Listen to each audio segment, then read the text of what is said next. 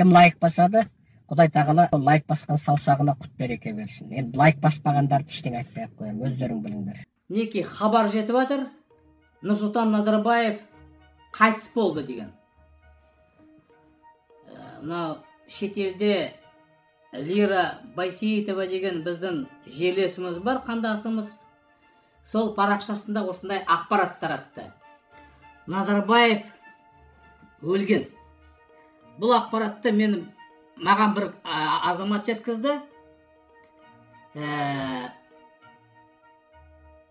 Егерде бұл ақпарат шын болса, онда мына болып жатқан жаңағы қаңтардың басынан болып жатқан әрекеттер түсінікті болады. Мінекей Самат Әбішті тұтқынға алды, сосын шығарды, Кәрім Мәсімовті қаматты. Енді бұл жерде мінекей қараңыздар, құрметті отандастар. Неге мен сеніп тұрмын былай, Назарбаев өлді дегеніне? Диктаторлар өлгенде, қайтыс болғанда, ап деп хабар ешкімге айтпайды. Анау кілемнің астында үлкен күрес басталады. Себебі диктаторлардың қалатын үлкен мүмкіншіліктер, байлықтар, және де мына жүйе қалады. Жүйе ең басты мына олар үшін, мына сондай олигархтарға байлық, жетістік, табыстық. Себебі бұл жүйе, коррупционный жүйе, мына қазір таққа отырған адам, мынандай бізде диктаторлық жүйе құрылған, халық саясатқа немқұрайлы, халық бәрі мынау билікте отырғандарын бәрі құдайлар деп санайтын, қолмен сілтеп, саясат біздің емес, патша, мынау жердің үстінде пайғамбардың көлеңкісі деп жүрген халықтың жартысы, зиялылар өздері өз бетімен ағып жүрген мынандай мемлекетте мына тақ ар намысы жоқ, құныққан, мынандай қара ниетті адамдардың бұл арман. Олар не болса да, қандай болса да баған беруге дайын, қандай болса да заңды бұзбақ түгілі 1000 адам емес, 10.000 адамын таптап өлтіріп, соған отыруға. Себебі мұндай халық бұл табыс диктаторларға. Біз жұмысақпыз, жуаспыз, отырып қалса тыныш, сосын батып қаламыз да жүре береміз. Ал бұлар дәмін татқан, мінекей соған алып бара жатыр. Бүкіл мынау анализ жасасақ, болып жатқан оқиға, ал болып жатқан оқиғалар логикаға сәйкес емес. Мынау болып жатқан, көрдіңіз ғой, 2 қаңтардан бастап көтеріліп жатыр. Полициялар жоқ болып кетті, КМБ жоқ. Бұл жерде бір, ал аяқ астында 5 қаңтарда Тоқаев мынау сау адамының есіне келмейтін сөзді айтып, қараңызшы, тағы да тыңдаңыздар, бұл масқара, бұл да бұлай дені сау адам бұлай айтпау керек, мемлекет қалай құнық барса да. Правоохранительным органам и армии мною дан приказ открывать огонь на поражение без предупреждения. Какие могут быть переговоры с преступниками, с убийцами? Нам пришлось иметь дело... Мінекей, террористер деп сөйтіп, хат жазып Путинге, сол күні Путин шүкеді. Қараңыз, Тоқаев өзі фейк президенті, заңды бұзып жатыр, парламенттің отырысы жоқ, сенаттық отырысы жоқ. Анжақтан Путин алады да, оларда да процедура бар. Қай болса да мемлекетте әскер жібере алмайды біреуді. Дума болмаса, Совет Федерация рұқсат беру керек. Ал ондай жасалған жоқ, үлгерген жоқ, шұғыл түрде әскер кіргізді, мінекей соғыс басталып кетті. Кезінде Гейдар Алиев, Азербайжан президенті қайтыс болғанда, сол күні жариялаған жоқ. Анау тақтың басындағы отырғандар, олигархтар саудаласты, келісті. Сосын Ильхам Алиевке билікке отырғызды. Анау кезінде Ислам Каримовта өлген бетте аптеп оған жариялаған жоқ. Оныннан Тажикстанда болды Сапарбек Ниязов. Ол да өлгенде, оны да былай образын айтқанда дұздап қойды да, жариялаған жоқ. Сол уақытта Түркменстаннан жаңағы парламент басшысын тұтқынға алды, қамады. Аяқ астынан ойламаған жерден жаңағы Гурбангулды Бердімұхамедов атып шықты. Міне сол уақытта көрдіңіздер. Сондықтан бұл жерде де сондай кілем астындағы күрес болып жатыр, үлкен. Ал халықты алдау. Кеше бұлар 20.000 террорист болды дейді. террористті бүгін көрсетті жүзін біреуін, иә. Мына қырғыздың баласын, біздің қырғыз бауырымызды ұстап алғанда ұрып, тепкілеп, мәжбүрлепті, мойындау деп. 1 числа мне со мной созвонились незнакомые люди и предложили участвовать в митинге. Предложили 90 тысяч тенге. Поскольку я безработный в Кыргызстане, я согласился. Они купили мне билет. 2 числа я прилетел в Алмату. И меня отвезли на квартиру, где были также граждане Таджикистана, Узбекистана. Но я не понимал, о чем они говорят. Когда митинг начался, я испугался, вернулся в квартиру, переночевал. А на следующий день решил поехать домой, и меня задержали в селе Самсы, военные. Сколько человек было, когда вы приехали в квартиру на базу? Может быть, человек около 10. А дорогу вам оплатили? Мне купили билет, я говорил же. Поезд на самолет? На самолет. Бірде террорист жоқ, көшеде жүрген артист ұстап алды да төмпештеп ұрып мойындатқызды. Бірақ Қырғызстан билігі біздің қазақтың сорлаған билігі сияқты емес. Қырғызстан жаңағы арнайы қызметтің адамдары шығып талап қойып жатыр, жіберіңдер дейді. Ешқандай қақыларым жоқ ұстауға деп, мінекей. Бұлар нота жіберіп жатыр қазір.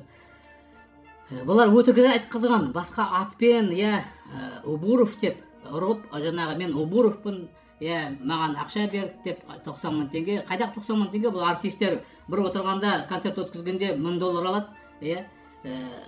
Мынау кімдер КГБ-нің нелері, оңбағандары, бұлар дәмдеп алған. Қандай болса да адамды ұрат, тепкілейді. Осындай адамдарды алады да артистерді.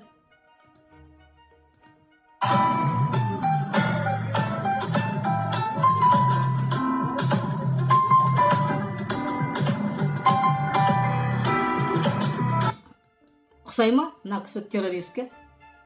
Міне, мыналар суайттар, соқиттар, Тоқаев, басқалары көшеден ұстап террористті жасап жатыр. Қанша 100 адамды өлтірді мына Тоқаев оңбаған. Нақырыс топас. Осыдан кейін осындай әрекет жасатып, анжақтан шақыртып, қырындар, рұқсат бердім деп, бұл қандай билікке ұмытылып жатыр. Анау Бекболат Тілеухан, Қайрат Абишев, Самат Абишев, басқа да мынау Утемұраттар халықты қанға батырып, анау Ресейдің әскерін кіргізіп, қазір ол қанға батыру ол бір, мінекей, экономиканы тоқтатып.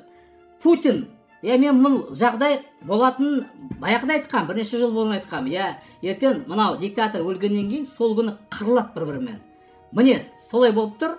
Ал сол уақытта мынау аңқау қазақ көздері аларып, ұрылар тоймай, жаңағы биліктен айырып қалып, байлықтан айырылып бір-бірімен қырып атқанда, Путин әскерін кіргізеді, анау солтүстік аймақтардың 5 облысымызды басып алады деп. Міне айтқандай, мынау КГБ-ның агенті Тоқаевқа оқытқызды, жаңағы маған көмек керек деп. Сол қағазды алды Путин, ертең оғында оған тиіспешін әскерді кіргізді. Қазір ол әскер бәрі бірнеше 10 мың, 76 самолет күні-түні лақтырып жатыр. Олар қазір сүрет Павлодар, Петропавл, Өскемен, Қостанай, жаңағы аймақтарда, Орал.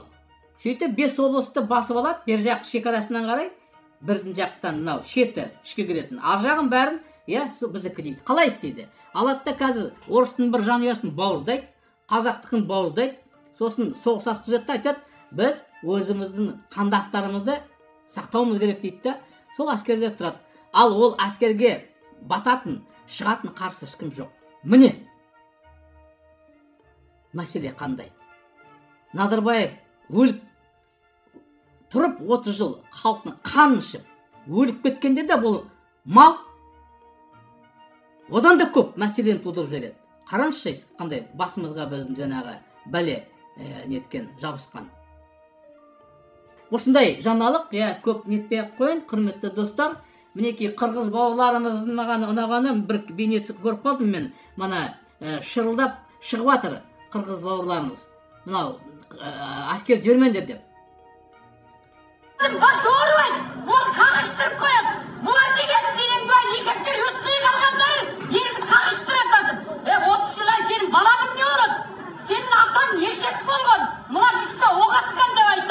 Andan ko'rapsan, naningda bor. Agar sen ketsa bir qazaq tash bilan ursa, sen ash bilan ur, ash bilan ur.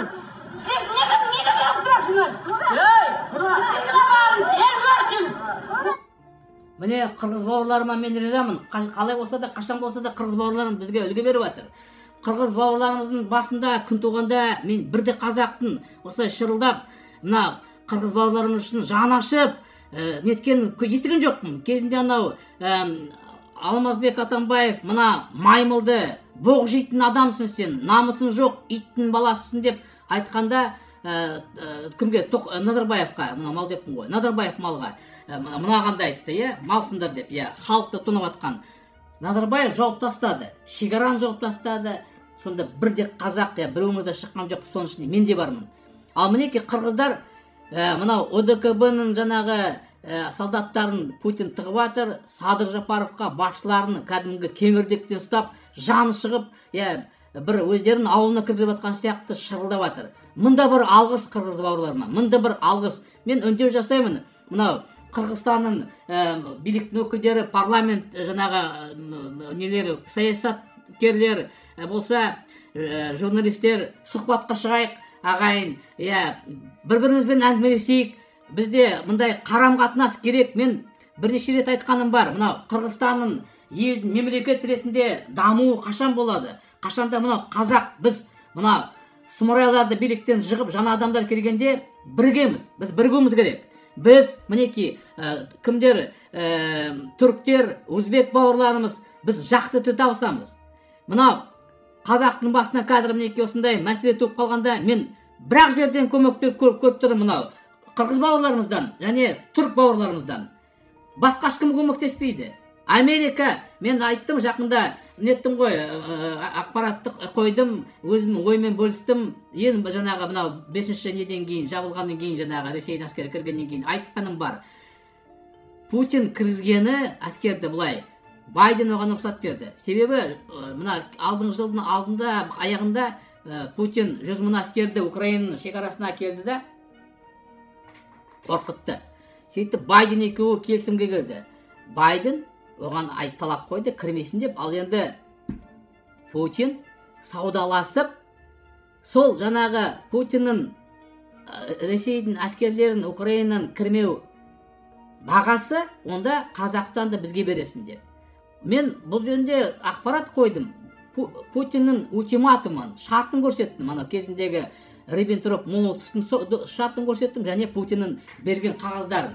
Егерде, онда жазып тұр кәдімгідей, егерде Ресей мен Орта Азия республикаларымен соғыс болса, онда НАТО әскерлері бізге кепіл беріңдер.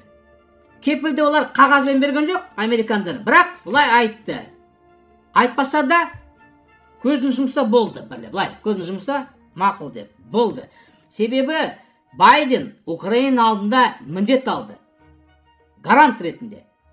Ал Путин нақты қойды оған.